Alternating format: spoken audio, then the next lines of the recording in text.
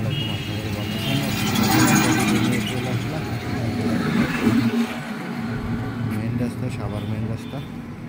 আর ওই যে একটা স্ট্যান্ড দেখতেছেন,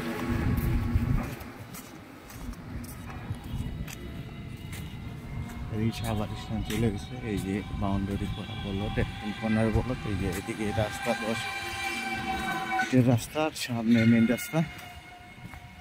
অনেক সুন্দর একটি বাউন্ডারি করা। আর আশেপাশে প্রচুর বহুতল ভবন, রেল ফ্যাক্টরি, গার্মেন্টস আছে। যেহেতু ভাড়ার প্রচুর চাহিদা, আপনারা চাইলে মার্কেটও করতে পারবেন, বাড়ি করে ভাড়া দিতে পারেন। একদম 4 নিষ্কণ্টক জমি, সিএসএ থেকে বিএস পর্যন্ত আপডেট করা আছে।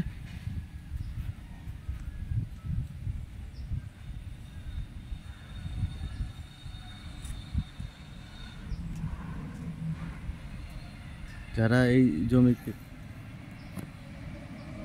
নেওয়ার আগ্রহ আছে তাড়াতাড়ি দ্রুত যোগাযোগ করবেন। বিক্রি হয়ে গেলে আমাদের কিছু করার থাকে না।